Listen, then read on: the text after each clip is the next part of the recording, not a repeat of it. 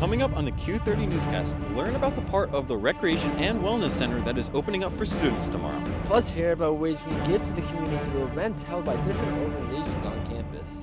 And the annual quad lighting took place last night. See how students feel about this university tradition. All that and much more in the Q30 Newscast.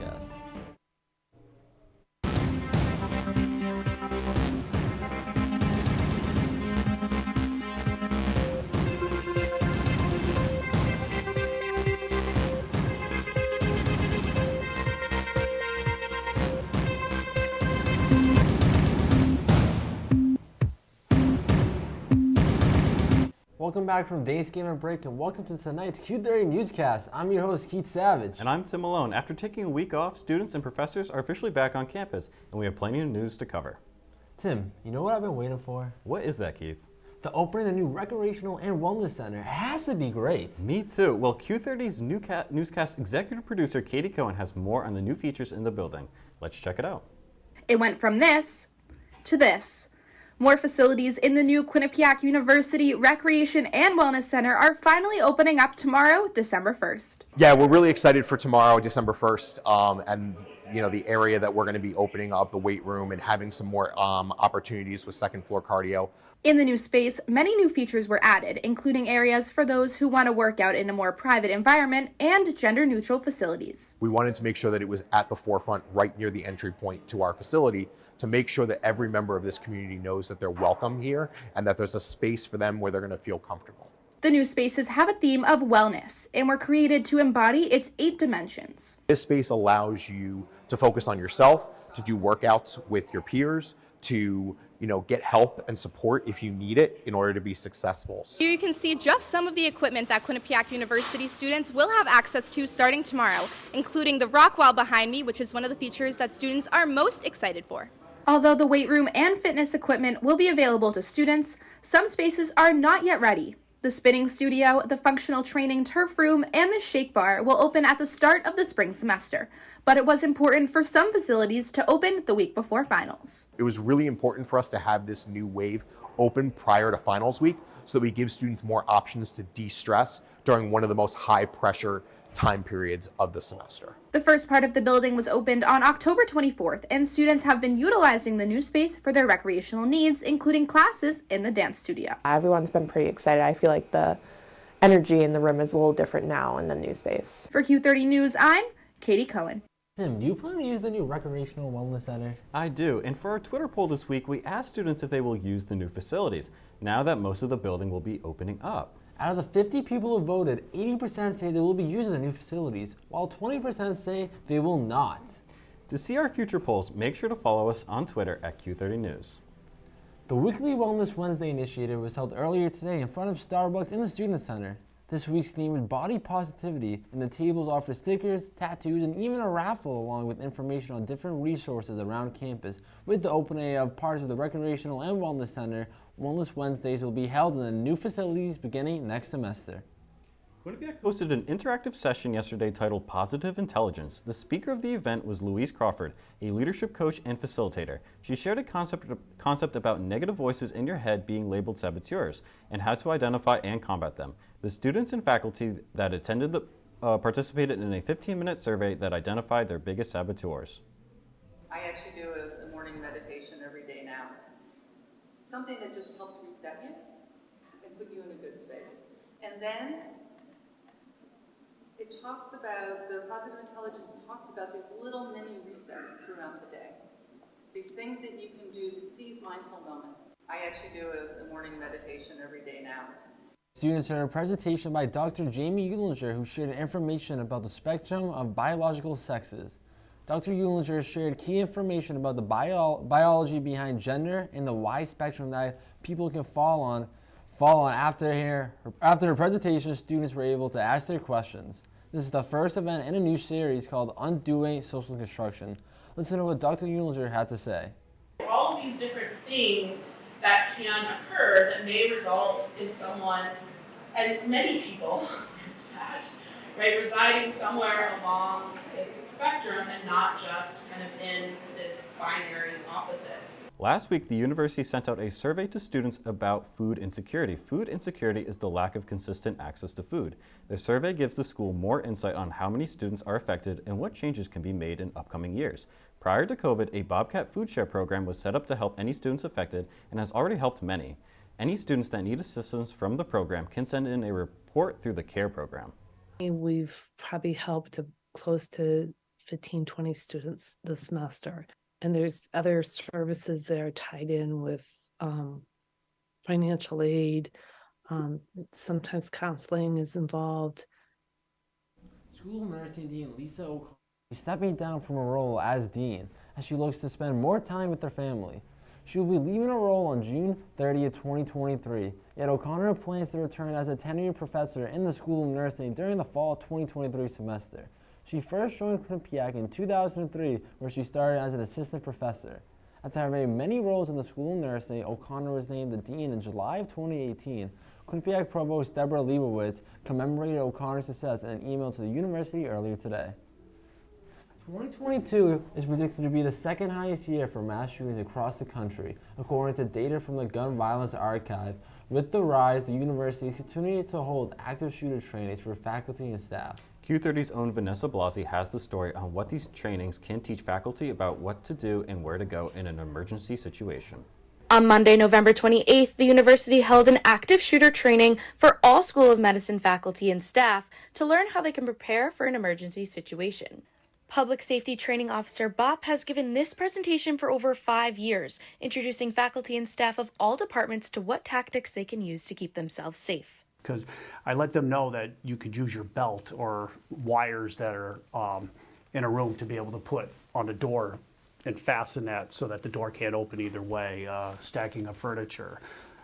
Where would you break a window? You break it in the corner because that's the weakest part. Since 2009, there have been 289 mass shootings in the United States. Therefore, many believe this training is extra important. The officer told us that these are very brief events. You know, the whole thing may be over in 8 to 10 minutes. And so there's very little time to think. But what you try to do is prepare for this. One of the most valuable lessons was run, hide, fight, a 3-step emergency plan. Gives you those 3 options that you run from the situation, or if you can hide, barricade, lock your door, turn off the lights, turn your cell phones down, or fight with anything that you may have in the room. Officer Bob has given roughly 200 to 300 of these very presentations, recalling a time when students were also in attendance. Now the question remains, will the university open this back up for students in the future? I know that there's talk that in the springtime that we're going to start ramping up more with the training, with everything that's been going on. If you're prepared, I think you're increasing your chances of surviving yourself, but also maybe helping others to survive. But this is, in my mind, this is sort of the rebuilding of the community after COVID. For Q30 News, I'm Vanessa Blasi. Friday at 7:30 p.m., the Quinnipiac Theater is inviting students to a reading of Aaron Jeffers' new play, Smooth Criminal, in Buckman Theater. It's an interactive hip-hop play about a nerdy kid desperate to liberate his people as soon as he can, to figure out who they are. 3 actors, a beatboxer, and a fiddler try to undo Aaron's family twisted relationship with race and money, but his family has other plans. The spring musical has been announced. Bulgari Revolt is described as a new folk rock musical epic based on real historical events. Co-created by director Elizabeth Dinkova, playwright Miranda Rose, Hall, and composer Michael Costa-Gigliola. This musical begins in the year 1925. It's about a poet and a radical named Gio Malev that gets taken by police and is never seen again. This musical is infused with stories of real immigrants in Baltimore. There is one more audition tomorrow, and callbacks are this weekend at the Theater Arts Center. SPB is hosting its Night at the North Pole event in Piazza right now. Students have the opportunity to make snow globes, drink hot chocolate, eat cookies, listen to music, and celebrate the holiday season. This event will be going on until 11 tonight. Each year, Quinnipiac faculty, administrators, and staff host a free holiday dinner for undergraduate students. It will be held in the east end of the dining hall tomorrow, December 1st. You can sign up for these various times listed, including any time from 4:30 p.m. to 6:30 p.m. Tickets are available through the QU box office. Please bring your Q card to check into the event. Well, it's time for our first commercial break of the night. December's right around the corner, and Keith, you know what that means. Yes, I do indeed. It's time to bundle up. Joe Monte is going to give us a little preview of the upcoming weather for the next couple of days. What do you have for us, Joe? That's right. It is time to bundle up. Today, it was rainy, high of 57. Next couple days are going to be a lot nicer, though. We're going to have sun. We're going to be in the 40s, so be ready for that. But after this break, we have more weather and more news, so stay tuned. Maybe you can make retirement happen. After all, you made home ownership happen. Homeschooling yourself on loans, beefing up your credit score. So I'm pre-approved. You were like, yes! Sorry. Color coding listings, ticking boxes, and flushing every toilet in a 20-mile radius. Home sweet home. You aced house hunting. Now get the tips you need to get on track at aceyourretirement.org. When we adopt a shelter pet, we discover they're a unique mix of all kinds of things. Come on, Drew, spot on this last one. There it is.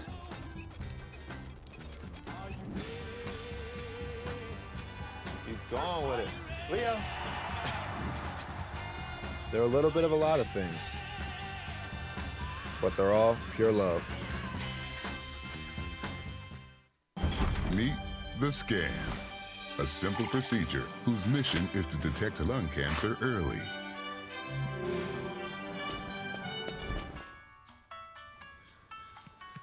I'm here to save you. But I feel fine. That's great, but you may still be at high risk for lung cancer. Oh man, that's a new fence.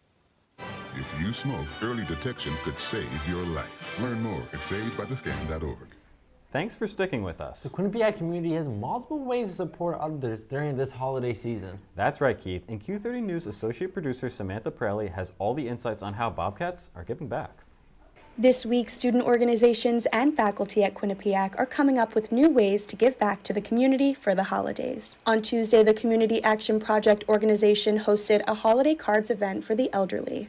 Abigail Wendahak is one of the chairs for the elderly branch, and she said that she wanted to make the cards as personal as possible. And we have a great partnership with North Haven Senior Center.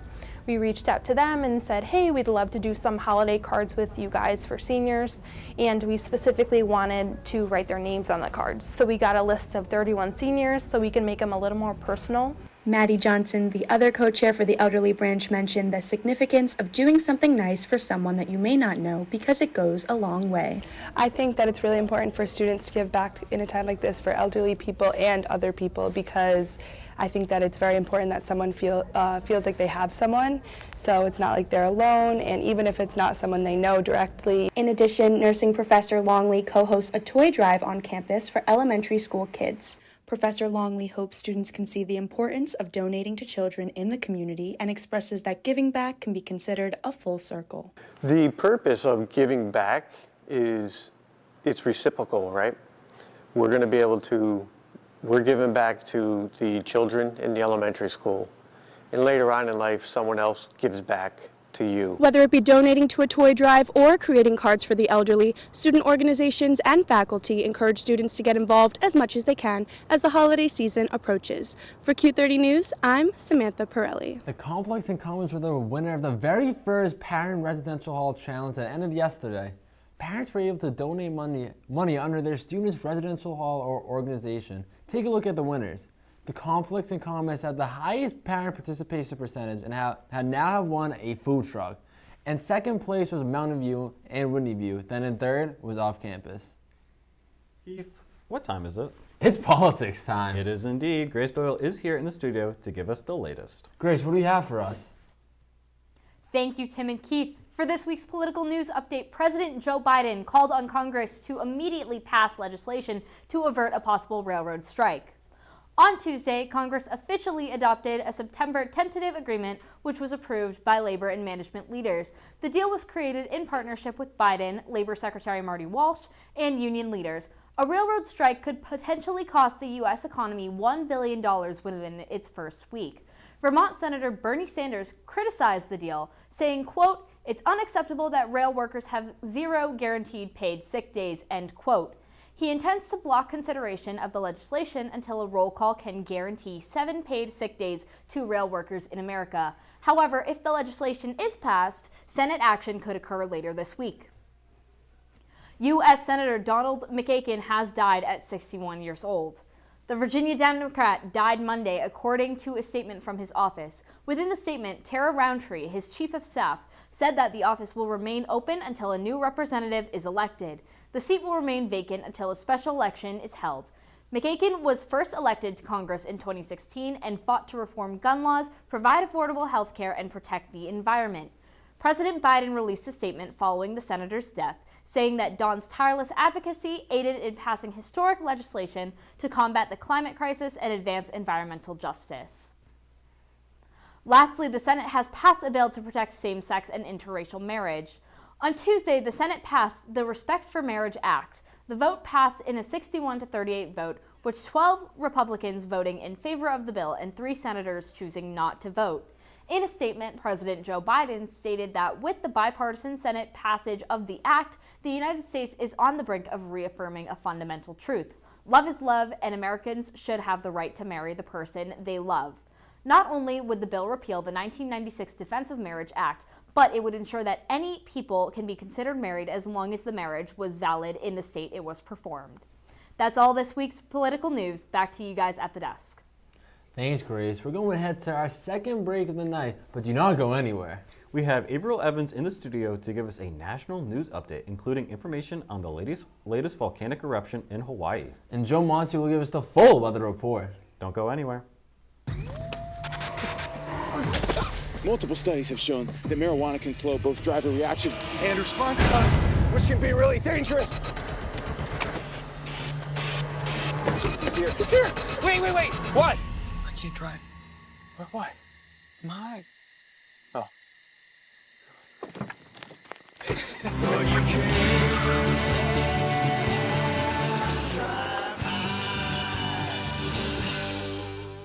Honey, what I think you need is a socket wrench. I played JV basketball. I'm sorry. I don't think it looks right. This is good, and it's all good, baby. Is it really all good?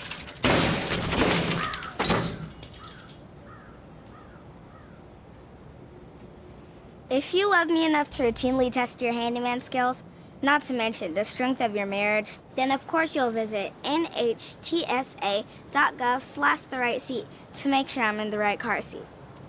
I'm gonna call my dad.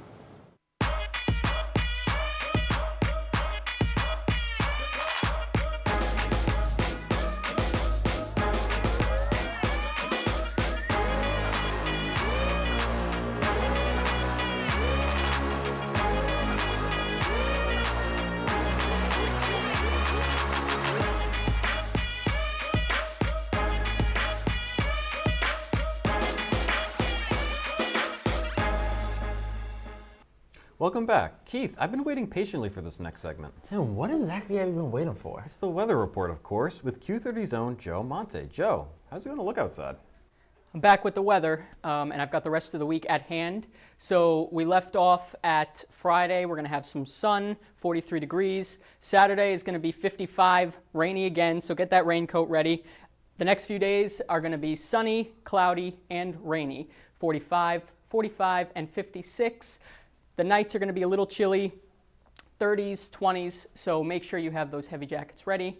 And now for the rest of Connecticut, we have our map here. We have Torrington at 38, Hartford currently at 45, Norwich at 47, New London closer by the water, we got 48, New Haven 44, and Danbury 41. That's all I've got for the weather. Back to you guys at the desk. Thanks, Joe. From 4 to 6 p.m. today, student-run businesses showed their products as part of the first ever School of Business 101 micro-business pop-up shop. Products ranging from custom apparel to baked goods were sold. Q30 spoke to Acadia Gee, owner of Prickly Pals. She explained how this class prepares students to be business owners in the future. I love business in general. I love the world of entrepreneurship, and I think as soon as you can start building connections, getting your name out there, the easier it's going to be later on, because these are connections I'm going to have, like my business partners now, are going to be connections I have for life. So someday down the road, maybe we'll touch base again. Next Tuesday, December 6th, is the M&T Bank Center for Innovation and Entrepreneurship will be hosting a student business pop-up shop. Any students with a business that sells a product or service can show up and sell their products and or share information about their business. Students received an email that included a link to a form to sign up. The event is from 10 to 3 p.m. in SC 120. Tim, you know what I've been waiting for? What has that been, Keith? I've been waiting for the national news. And guess who's in the studio? Who is that? It's Avriel Evans. Avriel, what do you have for us? What's going on around the country? Thank you, Keith and Tim. 5 Connecticut police officers were arrested on criminal charges Monday after a man was paralyzed while in custody June of this year. New Haven police say that Richard Cox, the man in custody, was in the back of the police van when the vehicle stopped suddenly to avoid an accident. Cox was not strapped into the seat and went headfirst into the wall of the van, sustaining serious injuries to his neck and paralyzation from the chin down. The officers involved are on paid administrative leave and are scheduled to appear in court in December. A survivor of the Virginia Walmart shooting has filed a $50 million lawsuit against the Walmart company. The survivor says the shooter, who was a store supervisor, had known violent tendencies and strange behavior. Police say the 31-year-old Andre Bing fatally shot 6 employees and wounded several others before shooting himself. The lawsuit alleges that Bing had a personal vendetta against several Walmart employees and kept a list of potential targets to kill. Prior to the lawsuit, the survivor had submitted a formal complaint to Walmart regarding Bing's behavior. Mauna Loa, the world's largest active volcano, has erupted for the first time in 38 years. The volcano beside it, Kilauea, has been erupting for more than a year. However, the pair had not erupted together since 1984, Mauna's last eruption. Thankfully, the national park had said that neither volcano is a threat to the safety of residents' homes nor infrastructure nearby, though health officials say that air quality for residents may decline and could possibly be worsened by the volcano's smog. That's all for national news. Back to you guys at the desk. Thanks, Avriel. I don't know about you, Keith, but I sure learned a lot. Tim, you know what else you'll be learning more about? What is that? Learn about what's going on with the QuinnBX Sports with Gage Kilborn joining us. I like how that sounds, so don't go anywhere. Type 2 diabetes can have a big impact on your life, but how can it be prevented? Well, the first step is knowing if you have prediabetes, a serious medical condition that puts you at high risk for type 2 diabetes. 1 in 3 American adults has prediabetes, but more than 80% don't know they have it. The good news is, prediabetes can be reversed, and for many people, healthy changes in their daily routine can make a big difference. Take the 1-minute risk test today at doihavepreddiabetes.org. I think it's just vapor with flavor. It won't hurt my kid like cigarettes, right? Vaping is safer than smoking, isn't it? There's really not even that much nicotine in them, right? My kid? My kid knows it's dangerous. Get your head out of the cloud. Today, nearly 8,000 kids will start vaping, maybe even yours. Learn about the dangers at talkaboutvaping.org. What do you think you're doing, Kevin? Was just gonna drive home. There are several warning signs present that you shouldn't be driving. Like hearing voices? Like your text-to-emoji ratio? Oh man, the selfies. Selfie. Nailed it. We all have warning signs that let us know that we're probably not okay to drive. Mine is pretending to be your subconscious. Craig, come on man, let's put a ride home. Thanks for sticking with us. QuinnBX Sports have been looking great recently. Gage Kilborn will tell us why. Gage, what do you have? Thanks, Keith. Quinnipiac Athletics has been busy lately, so I won't waste any time. The Quinnipiac volleyball team made an incredible run to the MAC championship as they took down 12-time MAC champions in the Fairfield Stags 3-1. The Bobcats are currently on a 7-game win streak, which ties the program record heading into the NCAA tournament. During the selection show, the team found who they will be facing against in the opening round. Quinnipiac will be taking on the flight to Madison to take on the defending national champions in the Wisconsin Badgers. The volleyball team is a third fall sport to qualify for the NCAA tournament. Now, speaking of NCAA tournaments, the men's soccer team was in the tournament against Vermont before Thanksgiving break. The previous meeting saw Quinnipiac take down the Catamounts 2-0. Earlier on, the Bobcats knew they were going to be battle-tested, and it showed, as they were tied entering the half when all of a sudden, Then Tomas Vaculo broke the deadlock in the second half with a penalty kick. The Bobcats' lead would not last as a Vermont corner kick, and Noah Egan will head it in to tie the game.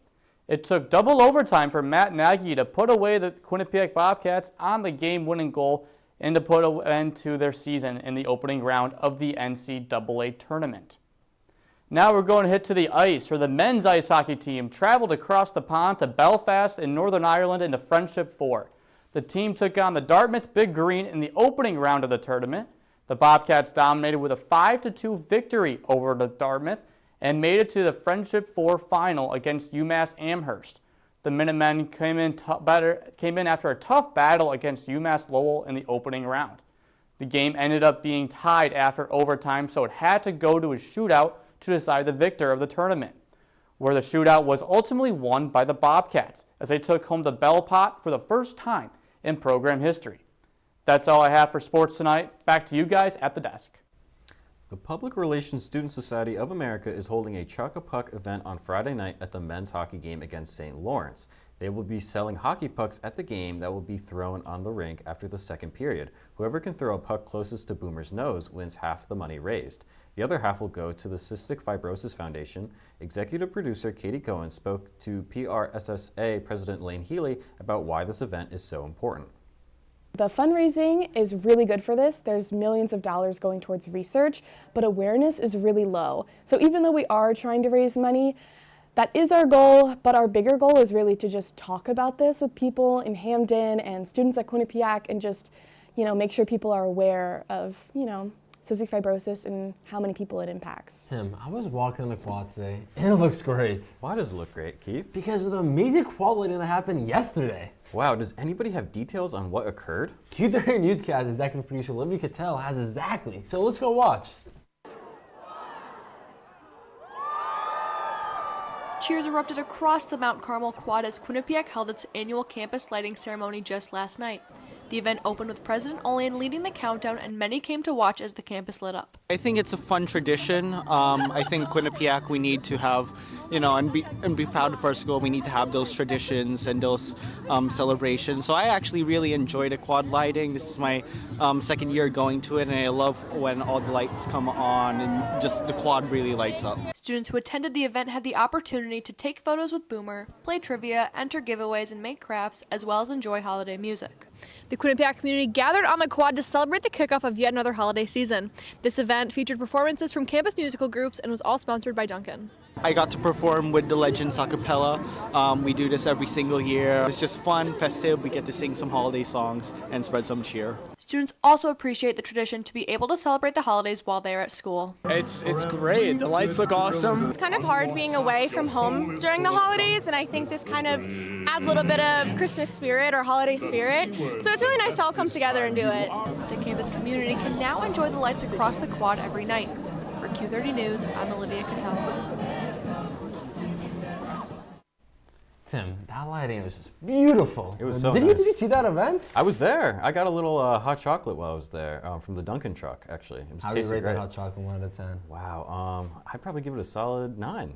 I can't believe I didn't have the opportunity to go there, but it looks phenomenal. I wish I did, because I think once semester type thing you can see, once a year, excuse me. It's a classic Quinnipiac tradition, and I'm so glad I was there for my final senior year. You're a senior year now, so it's just tough to see, but hey, you got to experience that, and it looks like a blast. I saw the lights for the final time, and it was really good. Well, do you like the Christmas season in general? Oh, it's one of my favorite seasons. I gotta say the same thing. Christmas music all the time. It reminds me of finals a little bit, which kind of stresses me out, but that is a little scary, but it's just phenomenal. But that's going to be it that's going to be all the time we have on today's show. But what else do we have, Tim?